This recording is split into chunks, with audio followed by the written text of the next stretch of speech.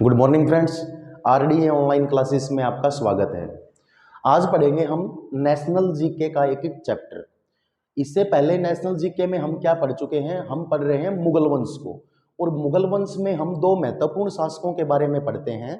सबसे पहले हमने पढ़ा था बाबर के बारे में, उसके बाद जो बाबर का उत्तराधिकारी हुआ हुमायूं, दूसरा हमने पढ़ा हुमायूं के बारे में।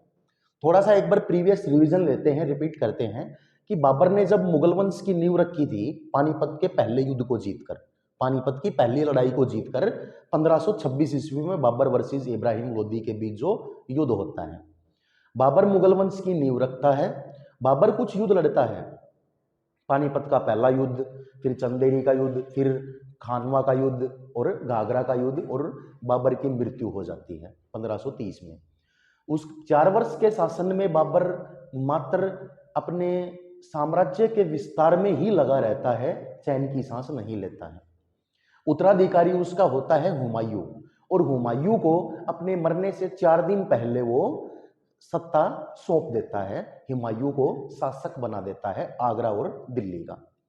हुमायूं ऐसा शासक था कि अपने पिता से कुछ ज्यादा कुछ ना सीख कर अपना जो साम्राज्य उसको विरासत में मिला था, सिर्फ उसी पर ही साम्राज्य स्थापित करने की सोची, बढ़ाने की नहीं सोची। और जो पूरा साम्राज्य जो उसको विरासत में मिला था वो उसने अपने भाइयों में बांट लिया हुमायूं ने, और अपने एरिया का कुछ ज्यादा विस्तार नहीं किया। एक कह सकते हैं कि अयोग्य शासक के मान्य वो हमारे सामने आया इतिहास में।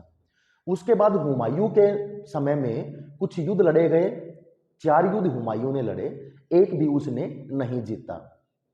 तो जो सामाजिक जो दूरी होती है किसी भी राज्य की, स्वतंत्र राज्य की, उसके इर्द गिर्द जो भी प्रशासनिक इकाई होती है या जो भी शासक होते हैं, जो भी रियासतों के शासक होते हैं, वो उनका भी नजर यहाँ पर थी दिल्ली सल्तनत और आगरा पर, कि इस समय वर्तमान में, तात्कालीन समय में, वर्तमान में क्या हो रहा था कि सत्ता बहुत कमजोर साबित हो रही है, तो क्यों ना इसको जीता जाए। तो एक नाम आता है, बंगाल के जो गवर्नर थे उस समय के, बंगाल के बाद में शासक भी बने, शेरशाह के नाम से जो हम जानते हैं, शेरशाह सूरी, सूरी वंश के शासक थे शेरशाह। और शेरशाह सूरी ने 1540 ईस्वी में सूरी वंश की स्थापना की भारत में, और दिल्ली और आगरा पर कब्जा किया। तो शेरशाह ने ऐसा क्या किया, कुछ थोड़ा सा प्रीवियस में एक बार फिर पढ़ते हैं। हालांकि मैं इसको करवा चुका हूं पहले वाले चैप्टर में इन 2 युद्धों को, लेकिन जब इस वंश को पढ़ते हैं, सूरी वंश को, जो शेरशाह सूरी को हम पढ़ेंगे लगभग, इसमें हम पढ़ेंगे तो स्टार्टिंग हमें उन युद्धों से ही करनी पड़ेगी। जो भी नए व्यूवर्स हैं हमारे साथ जो जुड़ रहे हैं चैनल पे, वो सभी इसको देखें और अच्छे तरीके से समझें कि थोड़ा सा प्रीवियस में जाते हैं और फिर स्टार्ट करते हैं हम सूरी वंश को। तो जो हुमायूं था, हुमायूं के साथ में शेरशाह ने 2 युद्ध लड़े। सबसे पहला युद्ध लड़ा शेर खान ने, चौसा का युद्ध 1539 ईस्वी में। अब ये चौसा कहां पर है? चौसा है दोस्तों बिहार में, बिहार में जिला है चौसा। इस स्थान पर यह युद्ध हुआ था 1539 में, इसलिए इस युद्ध का नाम रखा गया चौसा का युद्ध। किस किस के बीच हुआ था? हुमायूं और शेर खान के बीच में, शेर खान एवं हुमायूं के बीच में। और इस युद्ध को जीत गया था शेर खान, ये हुआ था इस युद्ध में विजयी। तो इस युद्ध को जीतकर, इस युद्ध को जीतकर शेर खान ने शेरशाह की उपाधि धारण की। इस युद्ध को जीतकर, किस युद्ध को जीतकर? चौसा के युद्ध को जीतकर 1539 ईस्वी में, और शेरशाह को, शेरशाह की उपाधि धारण की और नाम रखा गया इसका शेरशाह सूरी। अब उसके बाद 1 साल बाद होता है बिलग्राम या कन्नौज का युद्ध 1540 ईस्वी में। जो बिलग्राम का युद्ध होता है या कन्नौज का युद्ध होता है, वो भी शेरशाह और हुमायूं के बीच। तो हमने देखा कि चौसा का युद्ध 1539 में शेर खान और हुमायूं के बीच। यहां पर कंफ्यूजन क्रिएट नहीं करना है। शेर खान इस समय नाम था इसका 1539 में। इस युद्ध को जीतकर इसने शेर शाह की उपाधि धारण की और बिलग्राम या कन्नौज के युद्ध में ये विजयी साबित हुआ। और 1540 में शेर शाह और हुमायूं के बीच ये युद्ध पड़ेंगे हम। और कौन जीता इसमें? शेर शाह विजयी हुआ और दो नगरों पर इसने कब्जा किया, एक तो दिल्ली और दूसरा आगरा। और इन दोनों स्थानों पर इसने सल्तनत स्थापित की, एक नए वंश की नींव रखी इसने, जिसको हम इतिहास में पढ़ते हैं सूरी वंश।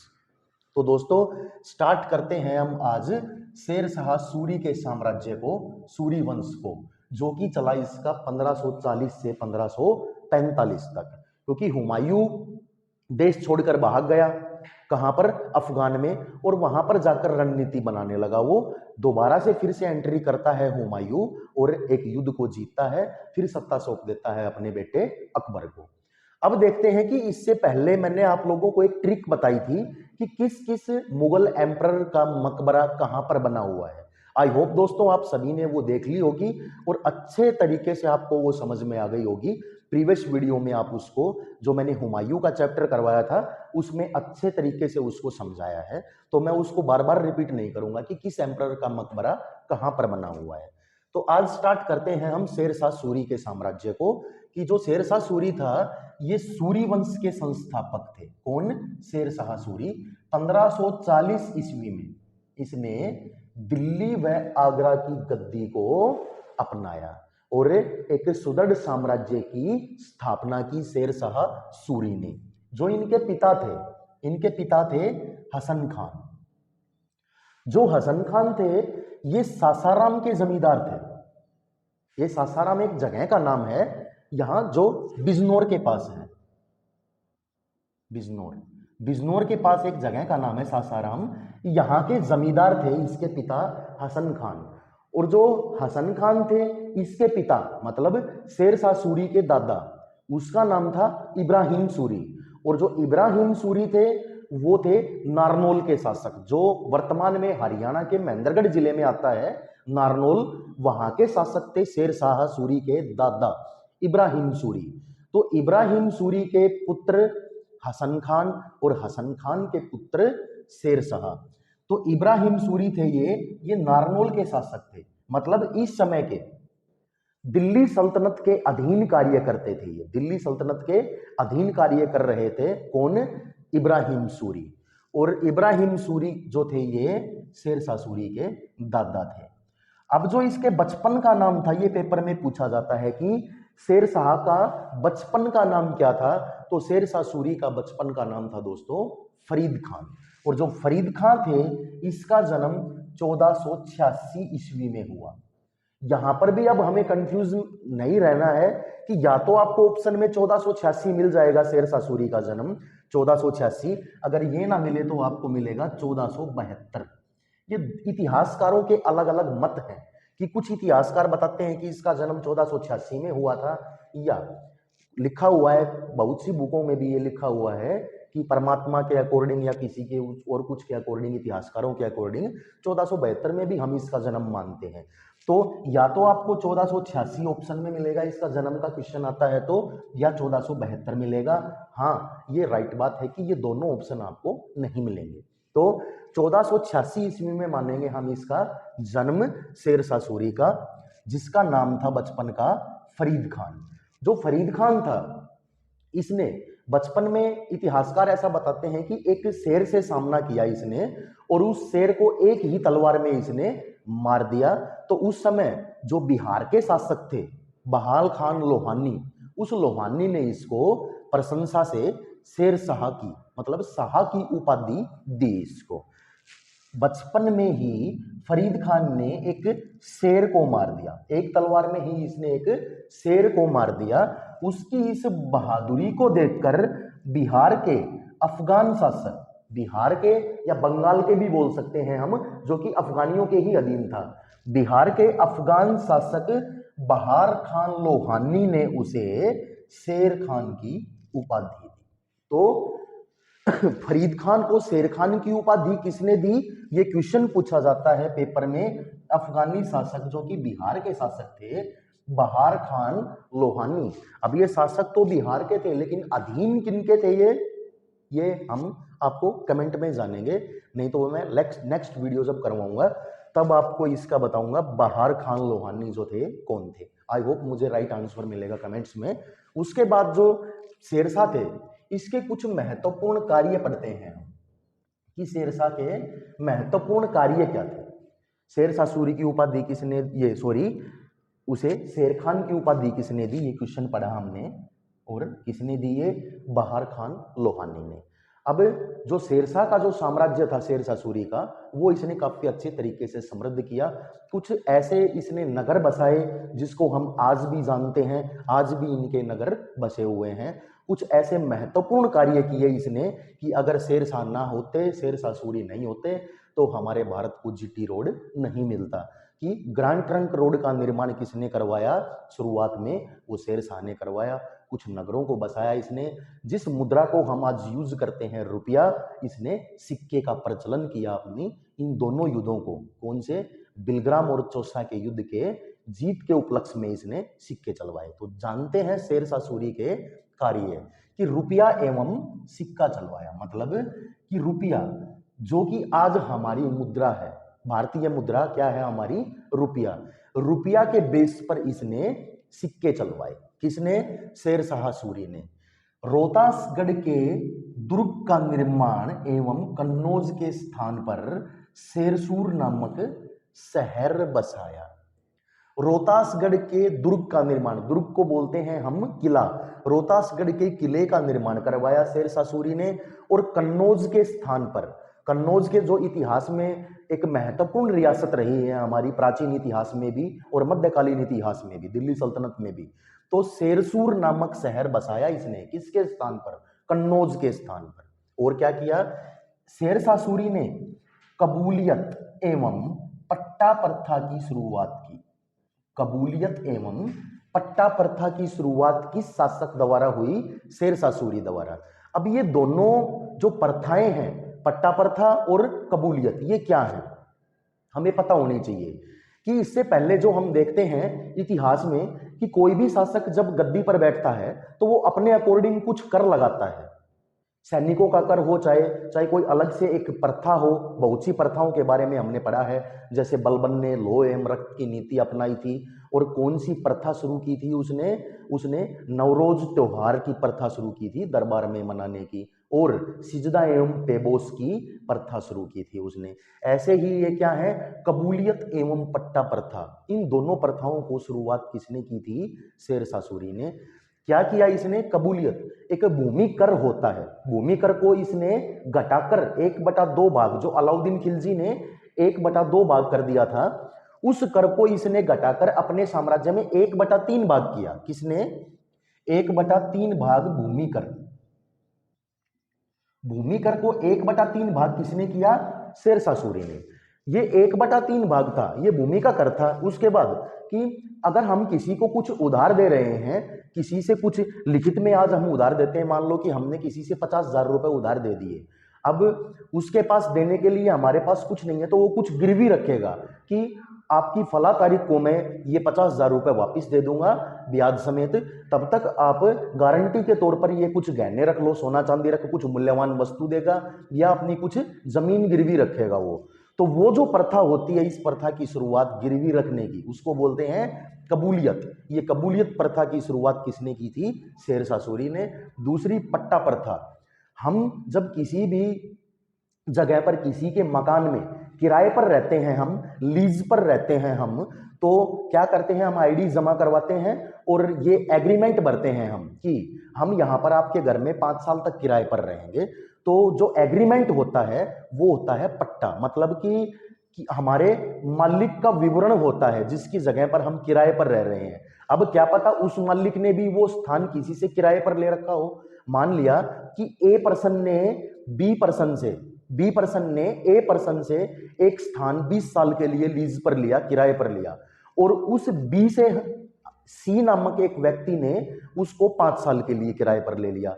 तो जो 5 साल के लिए किराए पर ले रहा है वो उसका पट्टा बेस होगा। ठीक है, आई होप आपको समझ में आ गया होगा कि किराए पर लेने के लिए उस जगह पर हम पट्टा प्रथा का यूज करते हैं, जिसकी शुरुआत किसने की थी? शेरशाह ने।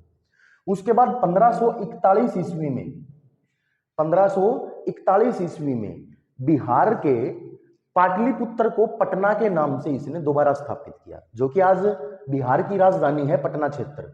जो पटना है उसको पुनः स्थापित किया किसने? शेरशाह ने। कब? 1541 ईस्वी में। इसका पुराना नाम क्या था? पाटलिपुत्र, जो कि हम प्राचीन इतिहास में भी पढ़ते हैं पाटलिपुत्र को। इसको पुनः स्थापित किया इसने, लेकिन पटना के नाम से। तो पटना की स्थापना किसने की थी? शेरशाह सूरी ने की थी।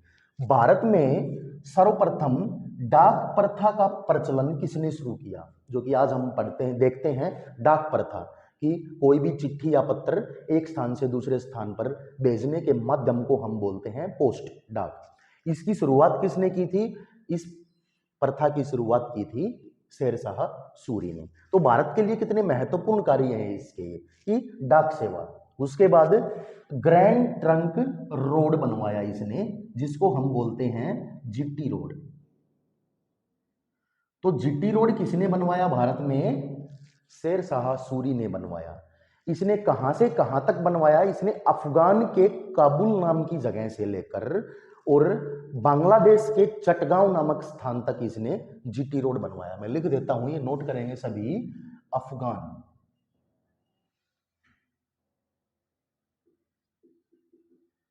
अफगान में काबुल से लेकर और बांग्लादेश के चटगांव नामक स्थान तक इसने क्या करवाया? GT road.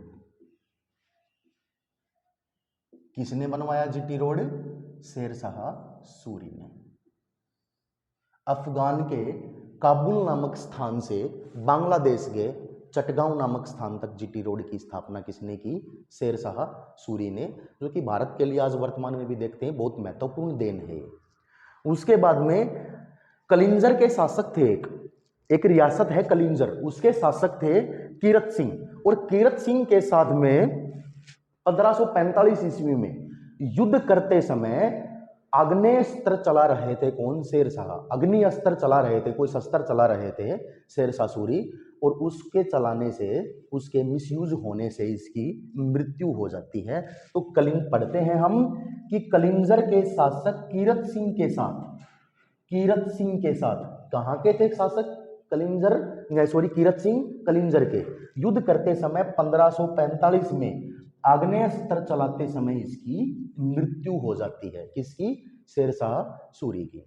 तो हम देखते हैं कि रिपीट करते हैं एक बार इसी वंश को कि हमने पढ़ा आज शेरशाह सूरी 1540 से 1545, 5 साल तक जो इसका टाइम पीरियड होता है भारत में, कि ये सूरी वंश के संस्थापक थे भारत में। शेरशाह सूरी जिसका नाम था, इसके पिता थे हसन खान, जो कि सासाराम के जमींदार थे बिजनौर के निकट, और इसके जो दादा थे वो इब्राहिम सूरी थे, वो नारनौल के शासक थे महेंद्रगढ़ हरियाणा में। उसके बाद फरीद खान इसके बचपन का नाम था, और इसका जन्म जो हुआ था वो 1486 ईस्वी में हुआ था। एक शेर को मार देने के कारण बहार खान लोहानी, जो कि बिहार के शासक थे, उसने इसको एक उपाधि दी, किसकी? शेर खान की। इसके कुछ हमने महत्वपूर्ण कार्य पढ़े। जीटी रोड, जो कि इसने काबुल से और बांग्लादेश के चटगांव तक बनवाया, रुपया एवं सिक्का चलवाया, और भारत में महत्वपूर्ण इसने डाक प्रथा की शुरुआत की। एक नगर बसाया इसने पटना, जिसका पुराना नाम था पाटलिपुत्र। पाटलिपुत्र को पटना के नाम से दोबारा से स्थापित किया था इसने। इसके 2 युद्ध पढ़ते हैं हम, कौन कौन से? एक तो चौसा का युद्ध, जो कि शेरशाह ने किसके साथ लड़ा था? शेर खान जब इसका नाम होता था तो हुमायूं के साथ। ये इस युद्ध में विजयी रहा और शेरशाह की उपाधि धारण की। दूसरा इसका युद्ध पढ़ा हमने बिलग्राम या कन्नौज का युद्ध, वो भी हुमायूं के साथ ही इसने लड़ा था, जो कि 1540 में लड़ा था। उस समय इसने शेरशाह की उपाधि धारण कर ली थी, तो इसका नाम शेरशाह हुमायूं के बीच, और ये युद्ध जीतकर इसने आगरा एवं दिल्ली की सल्तनत स्थापित की। आई होप दोस्तों आपको ये पूरा लेक्चर समझ आया होगा। अगर आपको ये लेक्चर अच्छा लगा है और हमारी जितनी भी वीडियोस हैं, जितने भी लेक्चर हैं, चाहे वो हरियाणा जीके की वीडियो हो, चाहे वो इंग्लिश की हो, मैथ्स की या रीजनिंग की या नेशनल जीके की, अगर आपको हमारी हर एक वीडियो अच्छी लग रही हैं तो चैनल को ज़्यादा से ज़्यादा लाइक करें, शेयर करें और जो व्यूवर्स हमारे साथ अब नए जुड़े हैं वो हमारे चैनल को सब्सक्राइब करें। Thank you.